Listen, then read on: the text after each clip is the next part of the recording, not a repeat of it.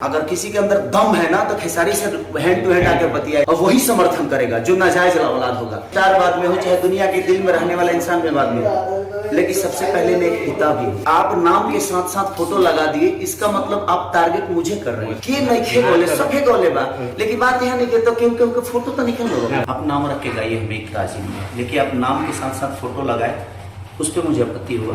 बेटी पर गाना सुनने के बाद खेसारी लाल यादव लाइव आते हैं और लाइव आकर रोते हैं और ये कहते हैं कि कैसे राजपूत समुदाय के लोग जो है वो मेरे खिलाफ साजिश कर रहे हैं। उन्होंने कहा कि मेरी बेटी को टारगेट किया जा रहा है। तमाम बातें हुई, जिसके बाद भोजपुरी इंडस्ट्री जो है वो अहिरान और बबुआन में बट जाता है, खूब बवाल होता है। अब देखिए, खेसारी लाल यादव ने एक इंटरव्यू में यहाँ तक ये भी कहा है कि उस घटना के बाद मैं अपनी बेटी से बात तक नहीं किया हूं, दुखी मन दुखी है। यही कारण है कि अब तक मैंने बीते एक हफ्ता से मेरी बेटी हमसे बात तक नहीं कर रही है। उन्होंने यह भी कहा कि जिसका कोई संतान ही नहीं है, कोई बाल बच्चा ही नहीं है, वो क्या समझेगा दुख दर्द। एक बाप होने का दर्द क्या होता है, एक बाप होने का मतलब क्या होता है, वो हम बखूबी समझते हैं।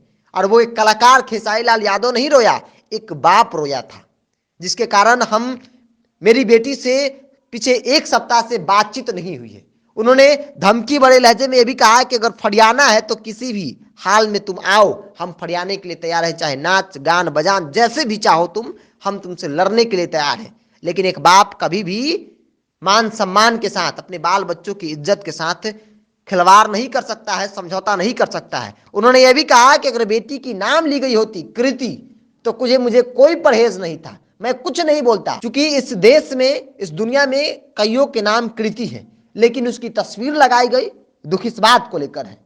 और उस दिन एक कलाकार नहीं, एक खेसारी लाल यादव नहीं, बल्कि एक बाप रोया था। और जिनके कोई संतान है ही नहीं, क्या समझेंगे दुख और दर्द।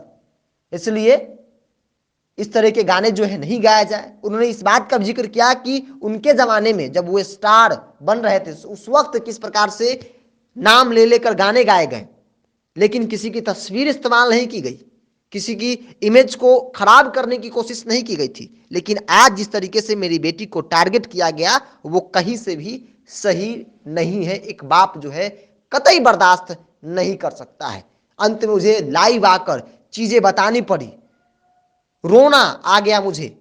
मेरी बेटी कईयों दिन से हमसे बात तक नहीं कर रही है। सोचिए उस बाप पर क्या गुजर रहा होगा जब बेटी उससे बात नहीं करता है। इन तमाम चीजों का जिक्र खेसारी लाल यादव एक इंटरव्यू में करते नजर आए और सीधे सीधे उन्होंने कहा कि जैसे फरियाना है फरियाल हो, चाहे वो कलाकारी हो, गान बजान हो, या तुम जैसे चाहो, हम फरियाने के लिए तैयार हैं, लेकिन कभी भी अपनी इज्जत, अपने मान सम्मान के साथ समझौता नहीं कर सकता हूं।